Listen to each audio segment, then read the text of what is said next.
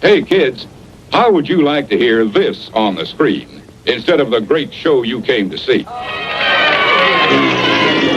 That's what you sound like. Honest. Please cooperate and do your part in keeping this theater quiet so everyone, including you, can enjoy it.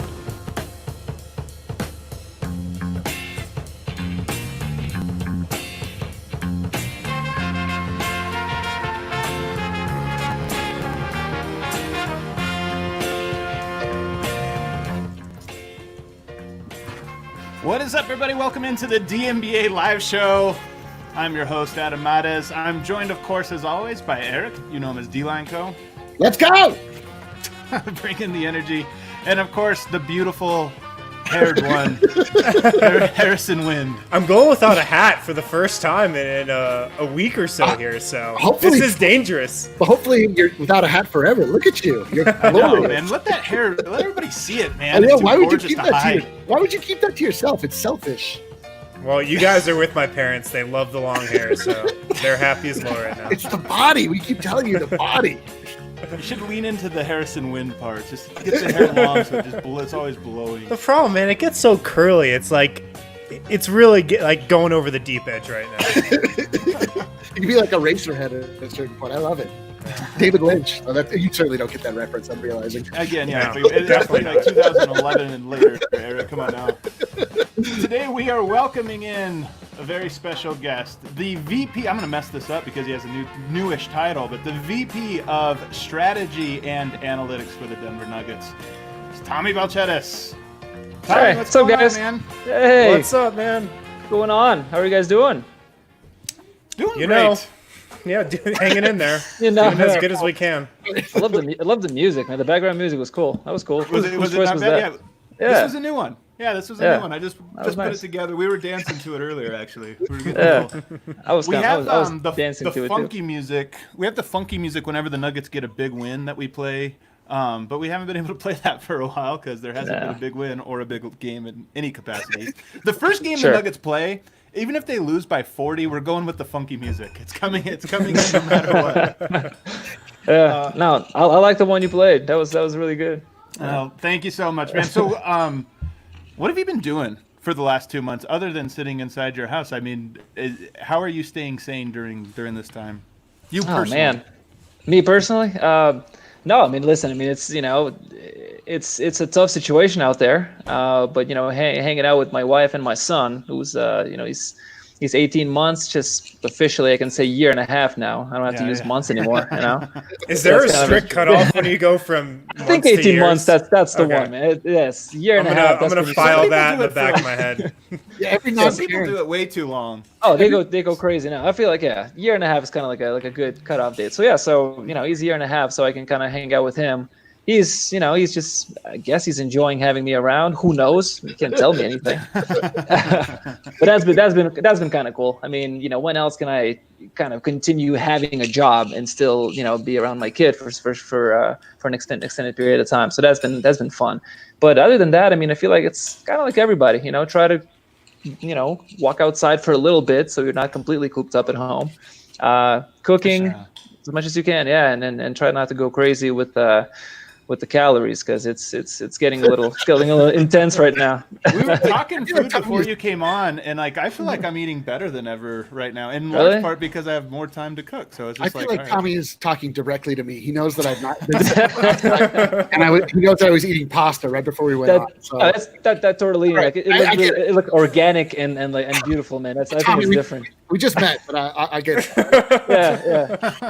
I literally had 2 burgers. I had 2 burgers today. Shake Shack for lunch and then something else for dinner. So, Oh, Wow. man, I know. style. Shake It's Shack 2 is burgers. an underrated burger, man. Shake Shack might be my favorite burger, but it's more expensive. It's not quite fast food. It's like fast casual. So Yeah, it's like right in between. Sure. Right in between. Yeah, I'm with you. I like Let's it. talk about that during the overrated underrated statement.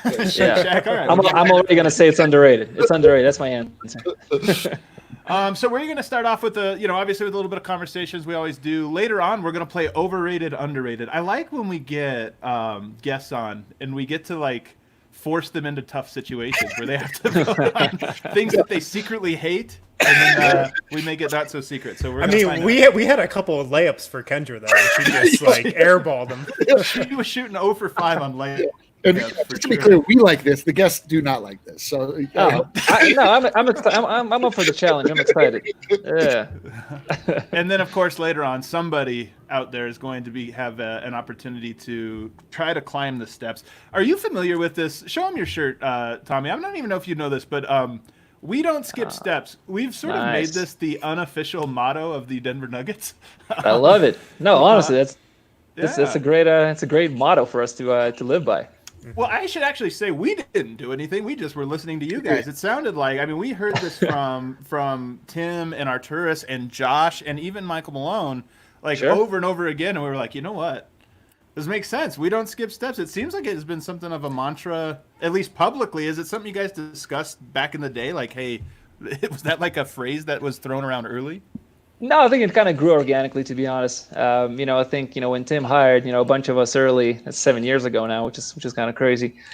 We all just kind of kept growing, right? I mean, we just kept growing and growing, and that kind of transferred to the team as well, not just the front office, but like our roster, and the coaching staff. I feel like it's been just one never-ending growth, and that's why we decided we don't skip steps is a pretty good motto. But it was never like an official thing, It just kind of naturally happened. We don't skip steps like tattooed on your back anywhere, or Tim. No, I do, but it has nothing to do with it. Yeah, it's totally different. It's from like 10 years ago.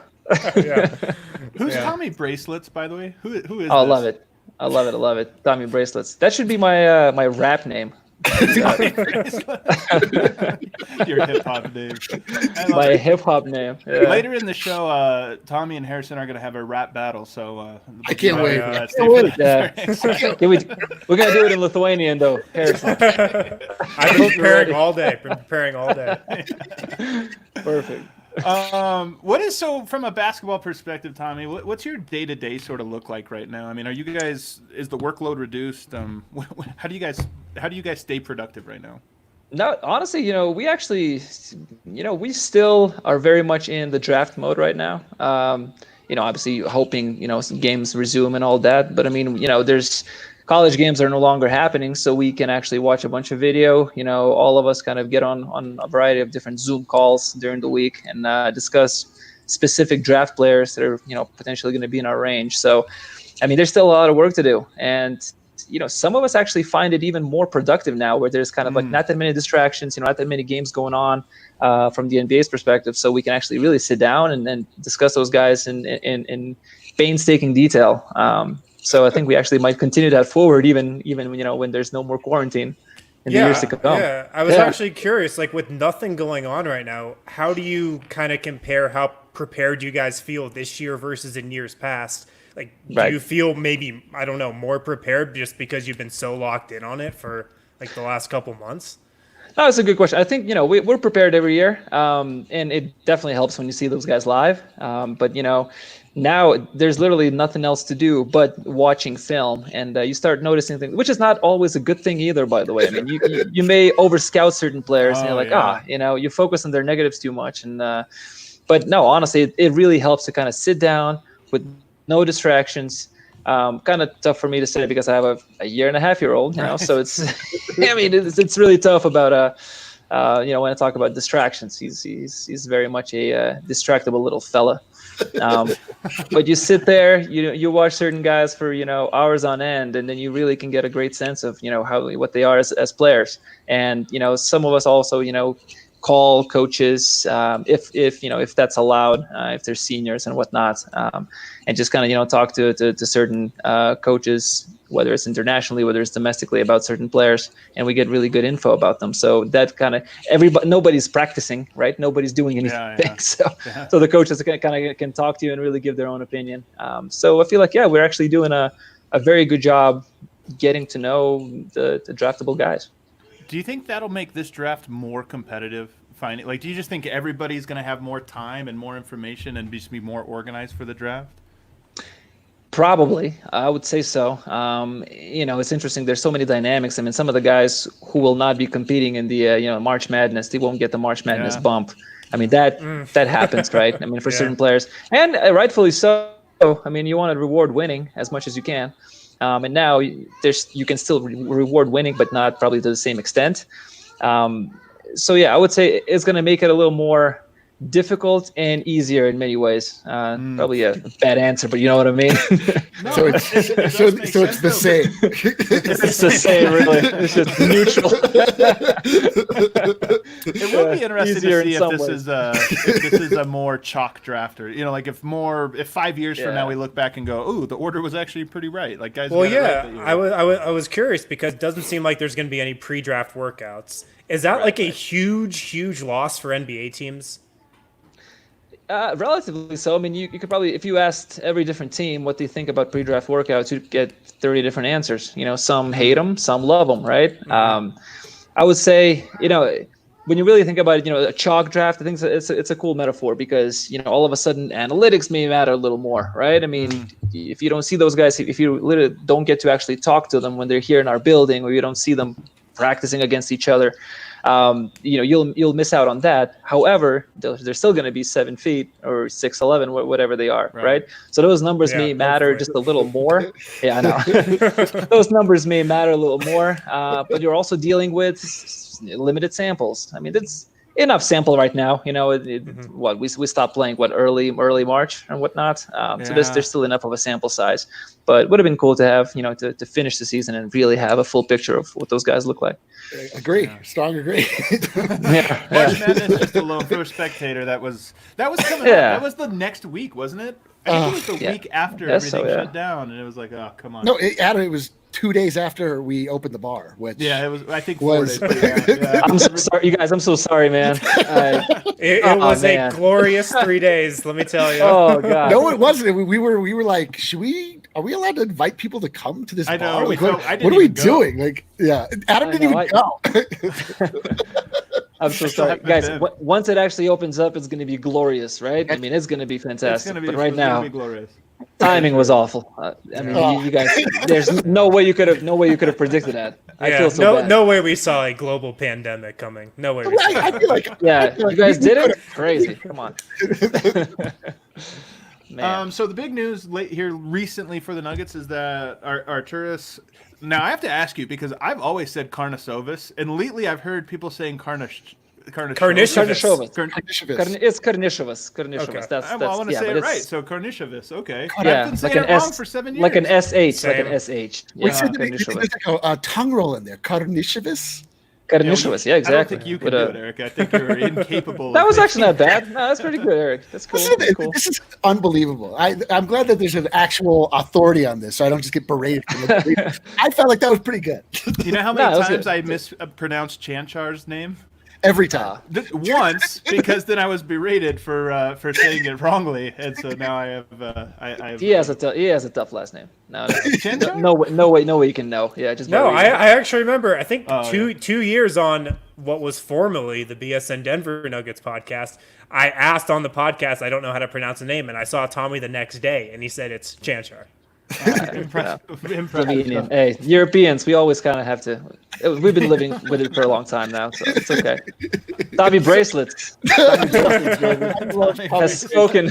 I love it. So I hope this sticks. I really hope that everybody around the office starts calling me Tommy bracelet. It's cool. It's cool. I like it.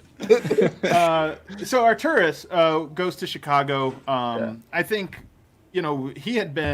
His name had popped up for a long time. I mean, I think he was like atop the list for a while now. It was like the next, great candidate to go. Just first thing I want to do, we can talk about a little bit more about the move later, but first thing I want to ask you is, people don't know this, he was a pretty famous European basketball player and obviously very good. Just tell me a little bit, how famous was he, first off, in Lithuania when you were growing up in the 90s? Oh, I mean, in Lithuania, he's on Mount Rushmore, whatever the Lithuanian equivalent is of that. Okay. Who is on Mount Rushmore? There's got to be Sabonis. Who's on it? Sabonis is on it. Marciulionis is on it. Karnisovas is on it. And then you can probably think about other guys. I think our Mount Rushmore is a little longer. You guys have 4 heads. I think we have like 12. But Yeah, so it's gonna be no. Hey, listen, it's our own Mount Rushmore. We can create as many. You gotta come up with your own name. Yeah. You can't call it out. Yes, we should create different name to be. Yeah, but Karnisovas is very much in the top 3. I mean, some may say he's the best. Some may say he's in the top 3, but he's probably not. He's not gonna go lower than 3. But no, he was a fantastic player. I mean, he's 6'8", 6'9", wing. Could do a little bit of everything. Crazy scorer. I mean, he was my favorite player growing up, and that's before I even met AK. I knew of him. I mean, I wore number 12 my entire life because of Arcturus. So it's he was definitely, and he played my position. I mean, he's taller, but I mean, I always played the wing position as well. So he was definitely my idol growing up. And in Lithuania, a lot of people still love him as a basketball player. Still probably hail him as the best wing player that we've ever had. I mean, Sabonis being the best center, and Marcellonis being the best guard, and then AK is probably the best wing player. And in Europe, same thing. I mean, he was, European Player of the Year, I think twice. Definitely, I know once for sure, but I think twice as well. I mean, Olympic medalist. He's still the leading scorer in the Lithuanian national team in terms of just total points, That's awesome. which is pretty cool. And I don't think anybody's even close to that, which is even crazy. I mean, part of the reason that because of his longevity, he played for Lithuanian national team so many times. So he obviously racked up all the points, which helps. But I mean, that's a really cool record to hold. No, he was an insane player. And honestly, in this day of age in the NBA, he'd be an NBA player, and he had chances. He chose not to play, but he would probably be an NBA player right now. Is there an NBA comp, like who his game is sort of would remind you? Let me think. I mean, it's going to be like who's like a 6'9" wing who can you can say probably Kukoc a little bit, but Kukoc was a little taller. I mean, he was like a playmaking guy, but I mean, it's probably like a fairly close, like a really skilled finesse scorer who can rebound the ball, go across the court, right, and make a great pass or finish himself. I mean, AK was that player. So yeah, that's probably like a lazy comp just because they're both Europeans. But really, that's I think it's a pretty decent one. But I think even at that time, there really is a thing as a European style. Of course, not everybody fits it, but especially if we're talking about the '90s, there was a lot of similarities. In my opinion, at least, that you could see through a lot of the European players. So sure, that would make sense. I know you've shared this story with me before, but I know a lot of the audience hasn't heard it. Just like, so when did you guys first meet up? You and AK. I was little. I was maybe like 12 years old or something. I remember just coming up to him, getting an autograph. That's the first time I met him. He clearly doesn't remember, of course. He saw something in you back then, Tom. He's like, you know what? At some point, my boy, we're gonna work together, baby. You'll see.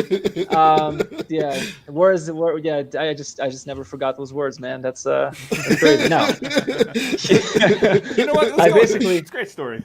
Yeah, absolutely. No, I was introduced to him by another Lithuanian basketball player who is conveniently working for the Denver Nuggets now, Marty Pošius.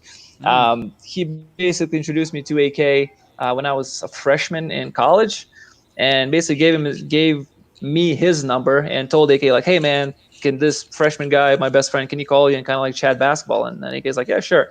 So I called him and we kind of like got introduced that way. It wasn't live.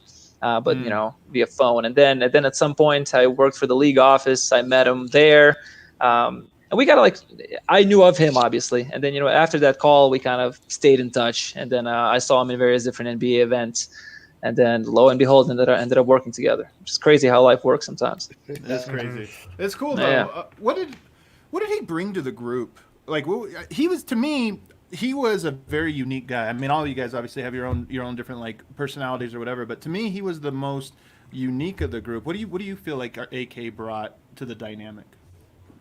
Well, first of all, he's basketball savvy, right? I mean, the guy has been such a high level player. Once you actually sit down and we're all big basketball fans, and I think we all understand basketball in the front office. But when you have somebody who has been such a high level player.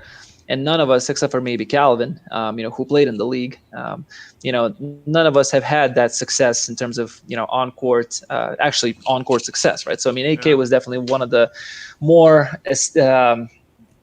successful guys in that regard. So he when you watch his players, when he talks about players, you kind of, your ears perk up because he knows what he's talking about, because he played against those guys, he plays with those guys, not those specific players, but those specific profiles, right? He's like, hey, I've seen this profile succeed, right? So we're like, okay, fair, right? I mean, you've obviously, you've done your work.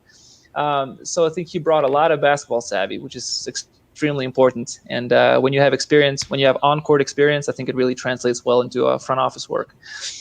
He brought a lot of just kind of like organizational abilities.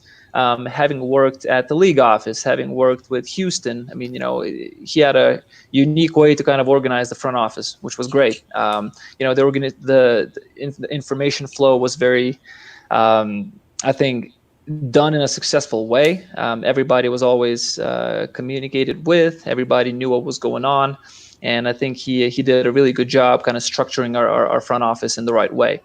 Tim obviously has those skills as well, but Tim has like a very, you guys know Tim, right? I mean, he knows a lot about everything, right? I mean, he's such a creative thinker. It's very rare to meet somebody like that. And AK kind of was able to hone Tim's skills into kind of like a more productive way of doing things, if that makes sense. Sure. So I think they worked extremely well together, and we'll definitely miss him a lot. I've thought a lot about that, what you're just talking about, the organizational structure, the communication, since joining DNVR, because quite frankly, this is a big company. There's like 25 of us. And it's one of those things awesome, I never thought about before coming in, was like, oh yeah, like the various channels that people communicate is actually really important. It's just chaos when you start. It's easy when you have like three or four guys sitting there. Totally. You can just be on the same call, right? Yeah. And you need like an AK type of person who's kind of like, all right, this is how we're gonna do things. You're in charge of that. You're in charge of that. Just creating a little bit of a structure that makes 1 + 1 = 3, kind of that type of thing. So you've had the chance to work with Calvin for what, 2 years now? 2 years now, yeah. Yeah. I mean, I knew Calvin before a little bit, but yeah. Uh-huh. Yeah. What kind of guy is he? I mean, we see him, we interact with him, but what kind of guy is he just to work with day to day? Yeah, well, I mean, he's first and foremost one of my closest friends. Calvin is the absolute best. I think he's extremely his emotional IQ, I think, is probably the best that I've seen in many people that I've known. Him and Tim's.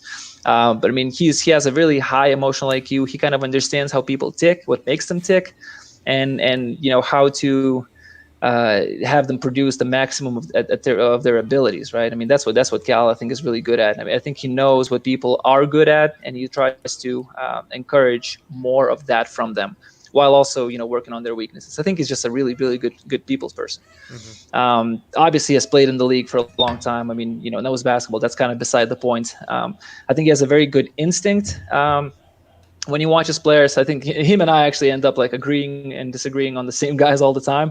It's almost kind of fun when we don't agree on something, so we actually can have a legitimate conversation. But we do end up sitting there and be like, oh yeah, we both like the guy. Like, all right, preaching to the choir, man. That's cool. That's cool. Yeah. Let's talk about something else. I love the way he looks at players and kind of like what he thinks a good player should be. I'm learning a ton from him. But again, I think his biggest strength among many is the fact that he's such a good dude, and everybody just in general really loves the guy. I mean, it's really hard not to. Wow. He seems really nice. I mean, I've talked to him. It's been 2 years now, so I've probably had, 15, 20 interactions with him, and he's extremely personable. That's the thing. I think the number one takeaway from him: affable and personal. How are him and AK different? I mean, and when I say different, I mean not just personalities, but maybe more like how their approach to their jobs. Sure. I think they're more similar than different. Both have been great basketball players. So they're really, again, when you kind of sit down, their basketball instincts, I think, are in many ways are similar. And I think, obviously AK played in the 90s. Cal, I think, around, similar timing, maybe a little later than AK. Definitely a little later than AK. So, when they look at different players, you can kind of tell that sometimes they would disagree about a specific profile, but more often than not, they would agree. They like length, they like IQ and things like that. So I think it's kind of hard to find too many differences AK perhaps, focuses more, as I mentioned, on the organizational and structural side. I think, Cal, not that he doesn't have it, but it's a little more of a kind of a, like an instinctual thinker. And, kind of like, again, focuses more on people's strengths and weaknesses and things like that. So not that AK doesn't, right? But if you take on the priority list, I think that's kind of like, that's where they differ. But way more similar than different, because I think both of them respect and love Tim a lot, and they take a lot of their kind of strengths from Tim. And Tim has been able to kind of influence both of them in many ways, and they have influenced Tim as well. What about your job? I mean, how has it's been 7 years, as you mentioned now. How has it evolved over those 7 years? Yeah, pretty significantly, honestly. When I first came in, I wasn't really hired as the analytics guy. I was just hired to join the front office. And I kind of quickly took up analytics as kind of like my niche, that I'm going to do that just because, I worked in consulting and I played basketball. So I was like, I'm going to try to kind of marry those two things and become an analytics person, because it was a totally brand new front office. We didn't have an analytics department. So I was like, I'm going to try to do that. I hadn't learned how to program at that point. I just kind of did everything on Excel and PowerPoint, just kind of like doing what I did with consulting, but kind of trying to put all those skills into basketball, if that makes sense. Sure. And then at some point, learn how to program. Just made my life extremely easy, much easier. What used to take. How hard was that? Because I've to heard learn? various different stories. Yeah, is it R? Is that the language? R? Yeah, there's R, there's Python, there's like various different languages. Yeah, I mean, I learned R. It takes some time. I mean, you have to sit down in front of a laptop and really make yourself do it, because it's not the most fun thing to do. Some people enjoy it. I enjoyed it, but I also fully understand it's not the most glorious thing in the world. But there are like plenty of really cool like online resources where you can just subscribe and you learn. So that's kind of how I did it, and I started playing around with it, and now stuff that used to take me 2 hours takes me 10 seconds now. Like a little, I'm not even exagerating. You click a button and it just runs it, right? Obviously, you have to build a code. Draft. Yeah, I mean, you have to build a code. That takes some time. But I mean, once you have to like replicate the work, I mean, you no longer have to do any of that. So that's I think it completely revolutionized my own workflow. And I think when I first came in, I'm sure people programmed at that point already. So that was kind of like more of an evolution within myself. But then in general, when you look at the sports, I mean, it certainly evolved, right? I mean, what happened was with SportView kind of taking over, you seeing all the XYZ coordinates now. That didn't exist when I first came in. It was a little more basic. Now there's nothing that you can't measure, nothing that you can't access, right? Yeah. So now it's like, all right, if you do enough work, it's all just going to be based on, all right, what are we going to do with that analysis? I mean, there's like plenty of bottlenecks, right? I mean, at some point you're like, okay, we have all this analysis. We have to make a decision at some point, right? So paralysis by analysis. No, really, like it's almost like too much information now, which is great, but I'm not going to send coaches, like I don't know, like 40 pages every day. That makes no sense. Right. You're going to look at things, you make sure you marinate on them for a certain amount of time. You understand what you're talking about, and then when you talk to the coach, it's like, hey, here are the 3 things that I think we can potentially discuss. And that's kind of like, I don't think that has changed too much. It's still, at the end of the day, you still have to create something actionable for the coaches to address, because if you just give them information for no reason, of which there's so much now, then it's not going to go anywhere. Do you feel players are more receptive to analytics as a tool now than they were 7 years ago? You're seeing young guys kind of using the terms 3-and-D and things like that. That I think that's, if anything, that's probably it's an indication that they do look at it. Okay. I don't know. Some guys are probably a little more number savvy. Some guys are like, hey, I just want to hoop. And, neither way is right or wrong. Some of the best hoopers in the world don't care about analytics, which is totally fine. Yeah. But I think as long as the coaching staffs and the front offices kind of understand some of the stuff that the numbers are telling them, I think they can make those players more efficient, and they can extend their careers a lot longer. And even if the players themselves don't directly believe it, that's fine, right? I mean, as long as the people around them have their best interests in mind. Right. Sure. How has your network changed over the last 7 years? Because I always think about this when a new front office, a lot of rookies, in their roles, including Tim. I imagine the last 7 years was a lot of networking and just getting to know people and being more comfortable. How has that aspect of it changed over the last 7 years? Yeah, no, I mean, you do meet a lot of people. Usually at first you kind of meet people in your circle, whether probably the analytics people mostly. If you go to certain conferences like Sloan and things like that, I mean, that's mostly analytics people. But then, once you actually, Tim is awesome because he lets people in the front office kind of, take up different roles as well. I don't think he doesn't put people in categories and in niches and just say, this is your pigeonhole, just sit there and do nothing else. He doesn't do that. He allows people to kind of grow. No skipping steps, right? I mean, Right. grow. Right. Exactly. We all grow together, from the very beginning. So what we do is, he allows us to go travel, go scout, go do other things. And that's where you meet people from other teams, whether it's scouts, whether it's, people who are in strategy or analytics or something else, or cap work and things like that. So, I think my network has grown significantly.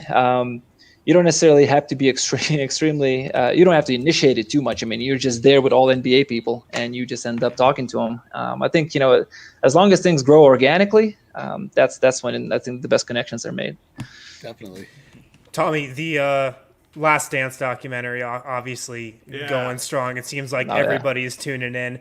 When you were growing up in Lithuania, I mean, what was your kind of image and what did you see about MJ? Like, what kind of stood out to him? What was it like watching him from afar like that? Oh yeah, no, I feel like I'm the perfect age now that when all that stuff was happening in '98, I was 12 years old. I mean that's when you're kind of still beginning your basketball journey, right? Sure. And it's like, my God, he was it didn't seem like he was human. We would get those tape delay games later in the day. Some people would wake up at 4 a.m. I was one of those people. I mean, I played basketball early growing up, so I would wake up at 4, watch MJ battle. Utah Jazz. Hated Utah Jazz. Had no idea where Utah was. So did I. I didn't know. Turns out you were right. Hey, yes, I didn't know what a state was at that point. I had no idea. I thought Utah was a city. So that's, I don't know. Didn't really care. But I mean, you would wake up and you watch those people who seem to be so much faster, so much better than anything else we were seeing on TV. I mean, Lithuanian basketball was good. European basketball was good. But I mean, you see MJ, you see Scotty, you see all those guys. You're like, my God, man. I mean, those people are not people. There's something clearly in the water in the United States. And the States seem so far away. They just seemed so far away at that point, right? I mean, there's no way I was going to be ever involved in something like that or, even be stateside. At 12, when things are kind of seem so disproportionately big, they just made it all that much bigger. So now actually watching Last Dance, I'm like, my God, it just brings me back to like all those nostalgia days. And I was texting AK, I was like, can you believe like you're in charge of that now? Are you kidding me, man? Yeah. He was like, yeah, man, that's life works in mysterious ways. I mean, he was older, but he did the exact same thing. I mean, he was able to watch those games, on tape delay and waking up in the morning and everything. It's insane. Yeah, I was joking that when they hired Mark Eversley, I was like, he just needed to watch episode 3 and 4 of the doc, and he was like, all right, I got to work for that organization. I got to bring the Bulls back. Yeah. No, I mean they were like the gold standard globally. Yeah, not just in the United States. I mean, clearly in Lithuania they were the number one team. I had a Bulls hat. Everybody did. Yeah. Absolutely did. Well, we always talk about those Bulls uniforms, and like Eric does a lot of our branding, and he's our uniform expert. But I mean, those are timeless. Those are absolutely timeless. Yeah, the Angry Bull. I mean, that was the Angry Bull. Yeah. Angry Bull, man. It was awesome. Who else was like MJ? Did you know a bunch of guys, and not just you, because I know you were really into basketball, but were other basketball players famous in Lithuania, or was it kind of like MJ was the one guy and a bunch of faceless others? No, we had we had those books where you like put stickers on, right? Whatever, sticker books. Yes, we had all that. I don't know. You remember guys like Austin Carr, but he played for the Jazz. That's a bad example. I mean, somebody else. No more Jazz. No more Jazz, guys. No. Jazz are awesome. Just when I was 12, they were not. No, but like, yeah, we knew probably the best players. Like right now we could probably name every player in the league. But back in the day, not really when I was 12. But I mean, yeah, we knew all the best players out there. Like the Birds, the Magics, the MJs, and probably I would say like 3 deep in every team. I probably could have told you. The NBA Jam roster. That's right. Absolutely. Yeah. I have the T-shirt here. Yeah. Nice. Nicole and Jamal. I was actually thinking of wearing that, but I'm like, nah. Teamwork. There's no specific guys, man. Denver Nuggets. We're all together. That's funny. Oh, I like it. Oh, that's special. All right. Well, now we're gonna go over to a segment. I guess we're gonna start calling Online with D-Line. Online with D-Line. Online with I D-Line. need some music for this. Great. I'm gonna have to That's next great. week. I'm gonna have to come up with something. I guess for right now I'll just play sad Trump. feels appropriate for this. I don't appreciate that at all. This is where D-Line takes us around the internet and shows us some of the funniest or most noteworthy things from the last couple days. And look where we're starting. Well, look at this. I mean, we can't get away from The Last Dance. It's really coloring everything that we're talking about as far as the NBA is concerned. It's the only sports thing that's happened in the last 2 months. So, yeah, but like this scene went by, and then like that, it was so fast. It just popped in. We were like, "What?" Head coach Brendan Malone was not only part of the Bad Boys, but it sounds like he was the architect of the Bad Boys and with the MJ rules, right? Is that what you guys picked up on also? Yeah. Well, he was an assistant coach there for 2 years when the Pistons Bulls things was like at its height of the rivalry. Right. So yeah, I'm sure he was in on it. Have you met Brendan, Tommy? Actually, I never met Brendan. No, but obviously we all know of him, and that's where Coach Mo gets his strong and feisty personality. Oh yeah, I mean they look exactly the same too. Yeah, I can't get over it. I know exactly what Michael Malone's going to look like in about 30 years. So this is a good look. It is a good look. Not only that, like all of a sudden everything snaps so clearly into focus for me. Why Coach Malone is like so interested in defense.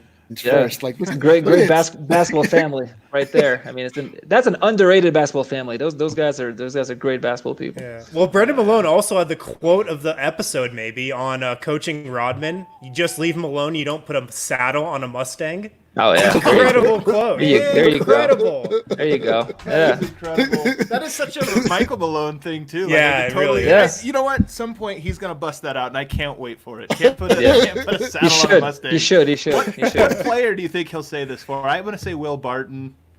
I think that would probably be the player. Probably Nicola. What do you think? It's probably Nicola, right? It's Nicola. It would be more fit. Oh, that's great. Right, what else you got, D-Line? Let's see. Let's take a look here. Oh, okay, we've got our man Kevin Durant trying to get around an offensive lineman.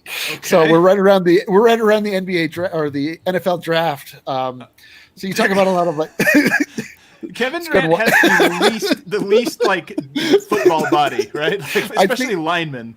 Yeah, I think that Tommy can't say. I should mute him. Out. He can't say anything. This is like a. I'm going to save Tommy some money on this one. This is Kevin Durant's security keeping him away from his burner accounts. Oh, okay. Let's move on. Let's check out the next one. All right, and then we've got what I'm calling the Mahrez special here. That's a Tom DeLonge did that, right? I mean, from Blink-182. He was the one who kind of unearthed all this stuff. Oh yeah. Did you not know? No, what? He's like a UFO guy, right? Yeah. So Tom DeLonge, I think he's the bass player, but he's the tall one. I think he was very much into all things UFO, and I think he was the one who kind of unearthed these pictures, maybe, or at least try to make them known. Wow. And then now NASA is making them a little more known. Yeah, you guys did not Blink-182 bassist to like national hero. Eric, come on, man. Yeah, I mean, you had to have known that, right? Yeah, Eric, did you do your research? What the heck, man? Come on. I didn't do any research. Let me just make sure I understand. You're saying that Blink-182 has the leverage to make the U.S. government. Are there any 90s pop punk bands that are really interested in JFK or something? We can get probably all of them. I would say. Yeah. It probably fits the profile. No, I love this though, right? Yeah, apparently the Pentagon officially released these 3 videos of Navy pilots encountering UFOs. And I mean, these are still shots. Obviously, they're not Blink 182 grade, but if you watch the I video, don't think he took those photos, but he was definitely like questioning them. I think that was the point. I saw it on Twitter, just like you guys. Yeah, I love it though. this one is I mean, yeah, I don't know. Are we calling that a UFO? I mean, come on. certainly unidentified. That has to All right. It's like every picture of Bigfoot is like super blurry, and then we have this little dot. Can we just want Kevin Durant getting knocked down again one more time? Is that all you got for us? Yeah, I just got this. All right, last thing before we get out of here, we're going to invite a guest on, and we have one waiting in the wings, DJ C15. What's going on? Hey, first of all, tell us your name, and welcome onto the show. DJ Cuthbertson. DJ, all right, DJ. Yeah, we'll go with DJ. We'll go with DJ. What's going on, DJ? DJ, where are you well. joining us from? I'm joining y'all from Fort Worth, Texas. Texas, Yeah, all right. That's cool. Again, another show and another person not from Denver. No one from Denver watches the show. Nobody's from Denver. That's all right because everybody else around the globe. Hey, the Nuggets are a worldwide brand, Eric. And A worldwide brand. Absolutely is. Absolutely That is. helps. I I love grew it. up in The Denver. work of Tommy Bracelet. Okay, that does help. All right, who's your favorite Nugget, DJ? Oh man. See, I All grew up time. on We'll go all Nuggets. time, not just current. So, I'd have to say It's hilarious that you don't have the scope. Like most people would have their favorite Nuggets. Like that's my guy. Earl Boykins.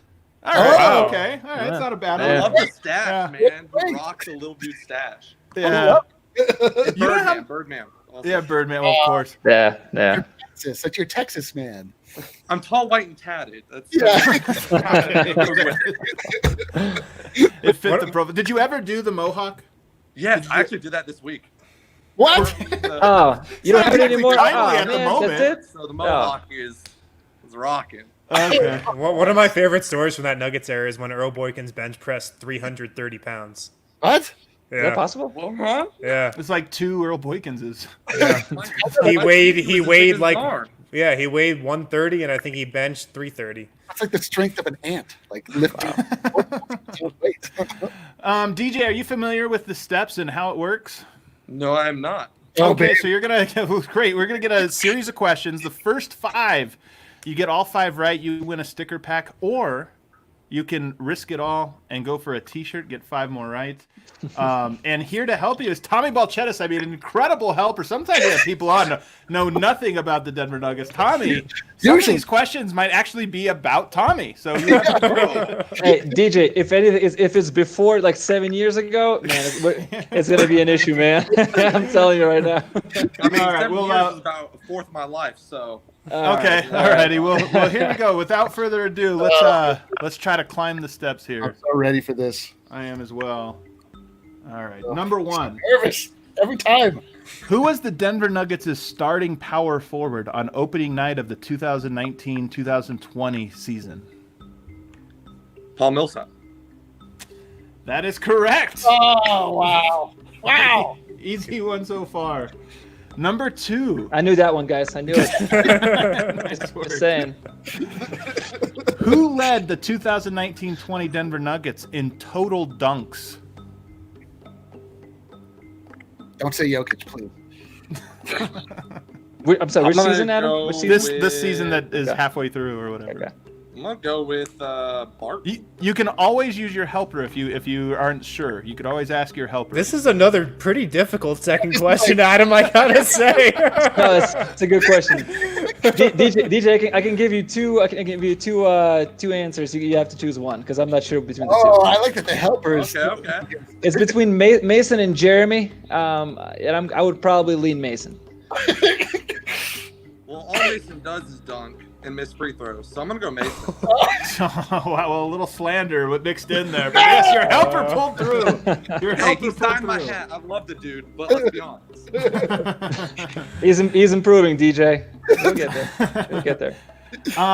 Number 3. How many NBA teams play their home games in California?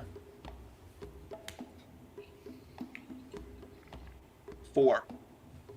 Is that your final answer? Yeah. All right, you guys. Hey. We're moving on. Really like 3 though, like when the Lakers play in Sacramento, it's a Lakers home game. No. All right. Get out of here, Eric. You know what? We technically count the Clippers to the same home. Number 4. This one's tough. You might have to use your helper for this one. I'm not gonna lie. Where did Denver Nuggets VP of Strategy and Analytics Tommy Balcetis attend college? It's a toughie. Helper, what's DJ, up? you gotta know this one, man. Come on. You should be a fan, right? You're a fan. Fans don't give off this stuff. Let's go. No, it's totally fair. No, yeah. If you want help, you can. Yeah, I'm gonna need your help, Timmy. Yeah. Oh, the Harvard. Tommy, Are you gonna go with it? where? Harvard University. Are you familiar? I'm gonna go with Harvard because Wait, no, Eric, did you just Andy Bernard me, man? Come on, you can't do that. Yeah, did you guys watch The Office? Yeah. Love Harvard, it. are you Love the familiar? Office Yeah, reference. oh, I'm not. Ever heard of it? yeah. Did you, yeah, just made me look like great. Thanks, man. All right, number That's 5, great. DJ. You gotta focus because this one is for a sticker pack. This is for a sticker pack, okay? Question. The low Which shooting guard was picked 1 spot ahead of Jamal Murray in the 2016 NBA draft? DJ, I can give you some hints, man. I don't know if I can give you the answer. what hints you got? Blaze plays for SAC. Yeah, that's not gonna help. I could tell. Was drafted by New Orleans. as an unknown real I love that Tommy's sick of answering for him. It's just now giving No. Listen, it's a game, right? De'Aaron Fox isn't a shooting guard. No, certainly not. No Googling, DJ. I see those eyes. That's my thinking eyes. His first name is a synonym for a friend. Oh, These are some great clues. Great clues. Wait, which one's a synonym and which one's an antonym? Oh my God, DJ. Synonym is the same, antonym is Buddy opposite. Hield. Yeah, so synonym. There we go, man. Hey, well done, dude. Congratulations. Well done, man. Really well done. All right, DJ, we could send you a sticker pack. It could be yours, or you could risk it and try to go 5 more and get a shirt. What do you think? I'm all about risking it for the biscuit, baby. I love it. Risking it for the business. I like that Tommy answered a good 4 of those. So what? Nah, man. I don't know if I had to. Yeah, This one's going to be tough. I did. This You one did all of predates them, Tommy. man. This one predates Tommy.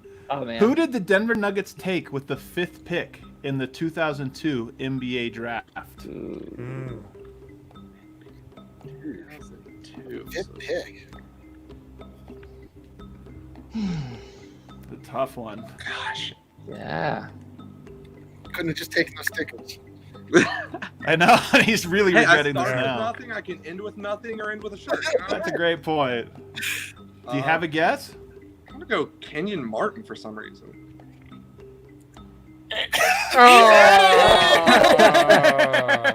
Oh, man. He is out of here. Hey, man, this game is brutal. Probably should have given a hint. Yeah, that's too bad, man. You know what? You gave him plenty of hits, man. He had a lot of opportunities. DJ, if you're still watching, man, good job, dude.